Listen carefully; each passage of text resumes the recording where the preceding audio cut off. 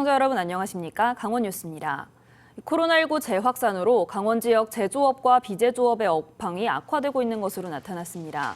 한국은행 강원본부가 발표한 지난달 제조업과 비제조업의 업황 지수는 각각 48과 40으로 전달인 8월보다 각각 5포인트와 12포인트 하락했습니다.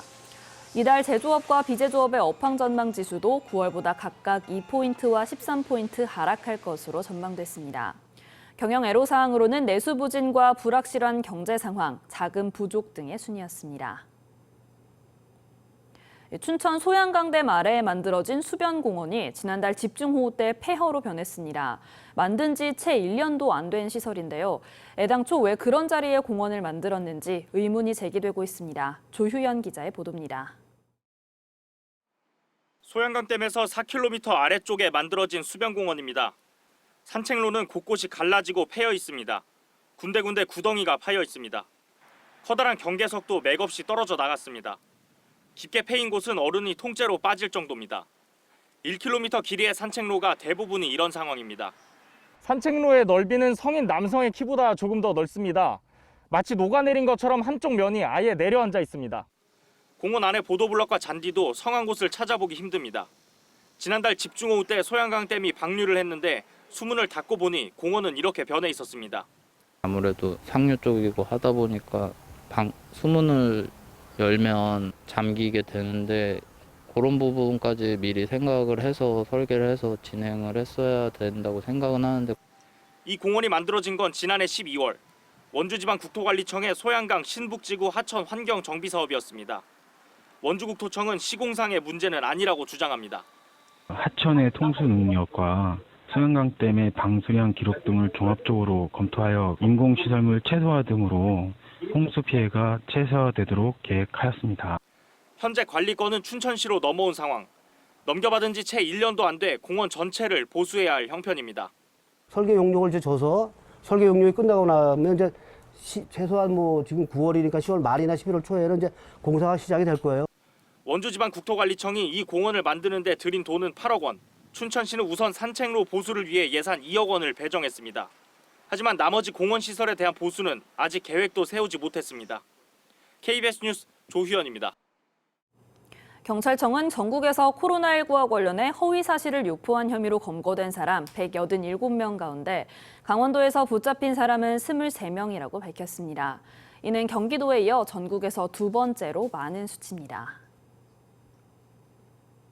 행정안전부가 국회 행정안전위원회 박재호 의원에게 제출한 자료를 보면 최근 5년 동안 강원도에서 각종 비위로 징계를 받은 공무원은 684명으로 집계됐습니다. 징계 사유별로는 품위 손상이 413명으로 가장 많았고 공문서 위변조 59명, 직무태만 52명 순이었습니다. 이 가운데 파면과 해임, 정직 등의 중징계를 받은 공무원은 16.6%인 114명이었습니다. 삼척시가 취약계층 가구의 이사 비용을 지원합니다. 지원 대상은 국민기초생활보장 수급자 가운데 장애인과 65살 이상 노인, 한부모 가족, 소년, 소녀 가장이 포함된 취약계층 가구로 50가구를 선정해 20만 원씩 지원할 계획입니다. 취약계층 이사 비용 지원은 지역 내 이사에만 적용되며 전입신고일로부터 30일 이내에 이사 비용 영수증을 첨부해 주소지 행정복지센터에 신청하면 됩니다. 속초시가 이달부터 주요 도로변의 가을꽃 식재에 본격적으로 나섭니다. 속초시는 지난 5월부터 시 직영 꽃묘장에서 생산한 국화 등 가을꽃 2종 10만여 본을 이달 중순까지 주요 도로변 20곳에 심을 계획이라고 밝혔습니다. 속초시는 또 코로나19의 장기화로 인해 가을 국화전 행사의 축소가 불가피하지만 시민들에게 볼거리 제공을 위해 이달 중순까지 청초호 유원지 일원에 국화를 심을 방침입니다. 태백시가 이달부터 12월까지 석 달 동안 온라인을 통한 치매 극복 걷기 행사를 개최합니다. 이에 따라 참가자들은 워크온 모바일 앱을 다운받아 태백시 보건소 치매안심센터 커뮤니티에 가입하고 하루 7,000보 15일 이상 걷기 실천으로 한 달 10만 보를 달성하면 됩니다.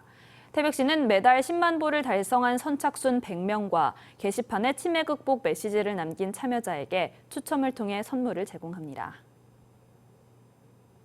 강원도 농작물 재해보험 가입률이 전국 평균에 못 미치는 것으로 나타났습니다. 농림축산식품부는 강원도 내 농작물 재해보험 대상 농경지 600제곱킬로미터 가운데 27%인 160제곱킬로미터만 보험에 가입했다고 밝혔습니다. 이 같은 가입률은 전국 평균보다 11.9%포인트 낮은 수치입니다. 올해 추석 연휴 기간 강원도 내 5대 범죄 발생 건수가 지난해 같은 기간보다 크게 감소한 것으로 나타났습니다. 강원지방경찰청은 추석 연휴 기간인 지난달 21일부터 이달 4일까지 강원도 내 5대 범죄 발생 건수는 409건으로 지난해 같은 기간보다 34% 감소했다고 밝혔습니다.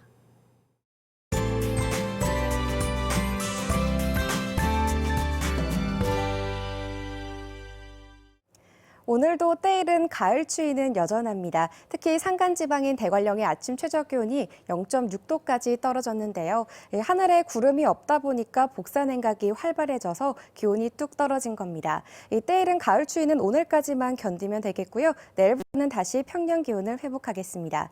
현재 기온 살펴보면 대부분 지역에서 10도 안팎의 기온 분포를 보이면서 쌀쌀한데요. 한낮에는 가을볕이 내리쬐면서 강릉시 9도, 동해 18도, 고성과 속초 18도까지 오르겠습니다. 큰 일교차를 염두에 두시고 옷차림 해주셔야겠습니다.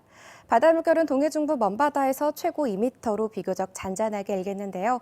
너울성 파도는 우려되니까요. 해안가 안전사고에는 주의하셔야겠습니다. 내일부터 다시 평년 기온을 회복하겠고요. 주말인 토요일에는 우리 지역에 비 소식이 들어있습니다. 날씨였습니다. 뉴스를 마칩니다. 시청해주신 여러분 고맙습니다.